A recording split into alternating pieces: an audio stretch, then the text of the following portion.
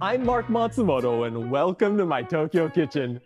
Today I want to show you a restaurant-style Tsukemen Broth recipe that you can make at home.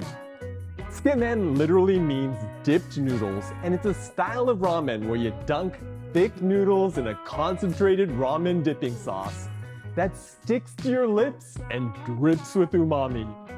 The best part is that I've got some simple kitchen hacks that'll have you sitting down to eat in about 30 minutes. So let's jump into the ingredients.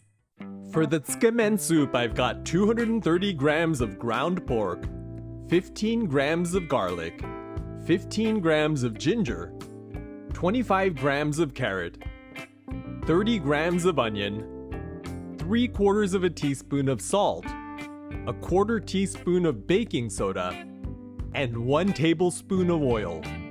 I'm also using 3 cups of chicken stock, 10 grams of powdered gelatin, 2 tablespoons of Saikyo miso, some white pepper, 4 grams of katsuobushi, and 4 grams of dried shiitake mushroom.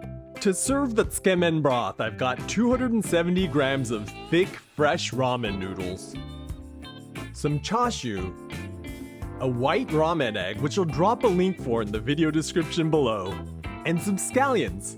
The first thing you want to do is set a deep, heavy-bottomed frying pan on a scale and zero it out.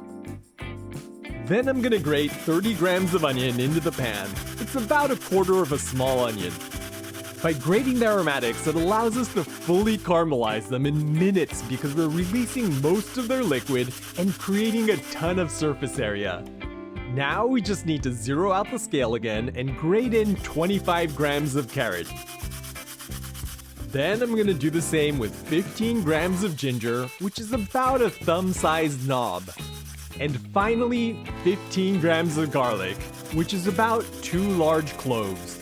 These vegetables are going to provide the base layers of aroma for our soup base, along with the natural sweetness and tons of umami. Now I'm gonna add 230 grams of ground pork. Then I'm gonna add the baking soda and salt. Okay, let's get this over to the stove and turn it on to medium-high heat. I'm gonna use the side of my spatula to crumble up the meat so we get maximum surface area. I'm also mixing in the salt and baking soda, which is gonna help draw out water from the pork and veggies so we can burn it off. The baking soda is also gonna raise the pH of the mixture, which will speed up the Maillard reaction.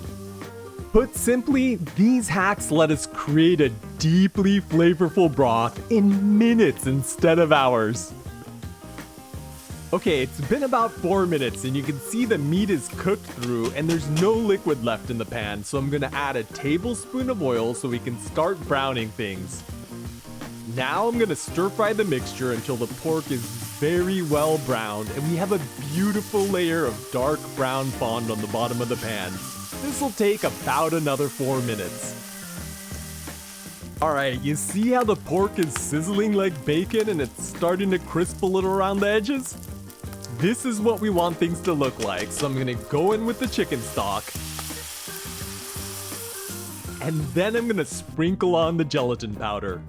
When you cook a bone broth for hours, the collagen around the bones breaks down into gelatin, so adding powdered gelatin is an instant shortcut that gives us the rich, unctuous texture of great ramen broth without having to watch a pot all day.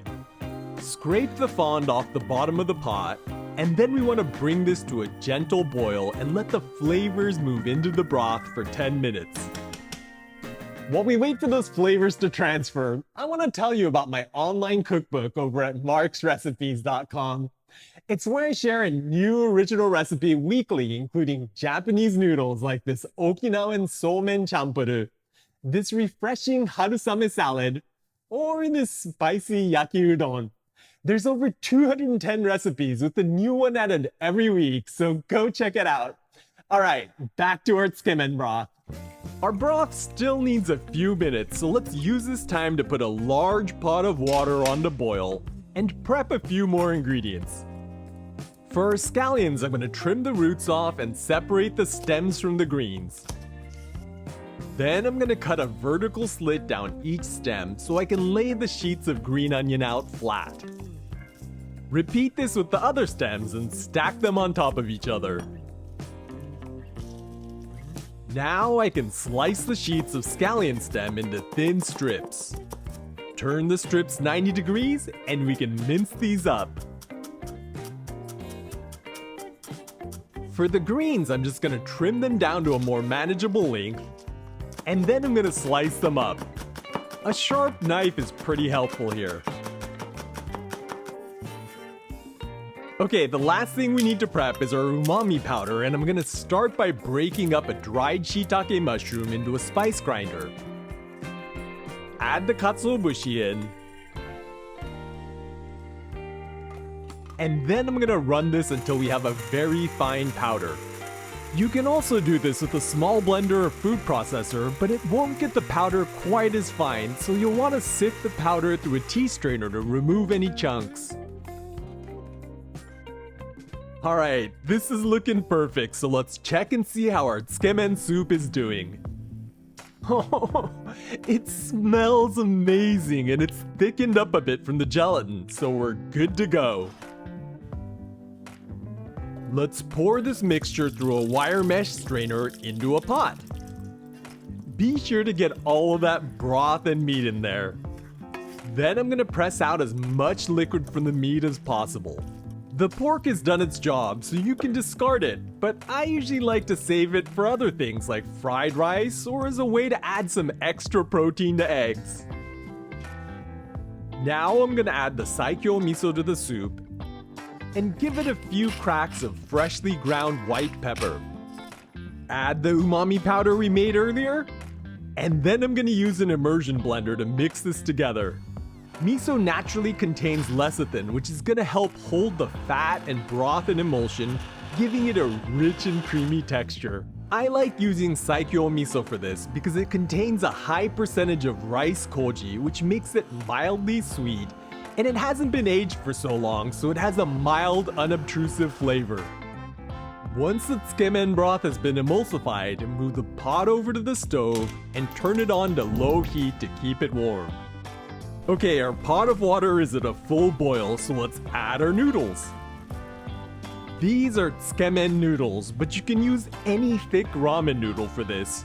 Just use the cooking time specified on the package. My noodles took 5 minutes to cook, so let's drain them. Then dump them back into the pot and fill it with cold water. The goal is to remove the excess starch from the surface of the noodles so they don't stick together. So once they're cool enough to handle, use your hand to swish the noodles around to agitate them. Chilling the noodles once also gives them a marvelously slick and chewy texture.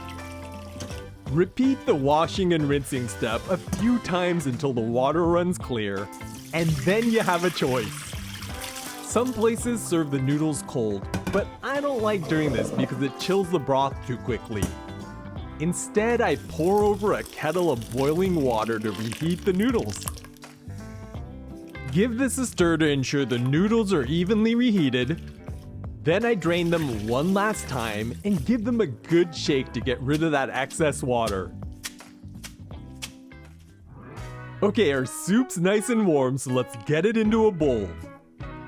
Beautiful, isn't it? It's hard to believe that this has only been on the stove for 20 minutes. Okay, let's add some of our minced scallion stems into the soup, and then I'm gonna move on to the noodles. I like plating tsukemen noodles in a shallow bowl so we have lots of room for toppings. Just pick up a bundle of noodles using chopsticks and give them a shake to straighten them out. Then you can layer them down like this so the noodles mostly go in the same direction. Then I'm gonna top this with some chopped scallions, a few slices of chashu, my white ramen eggs,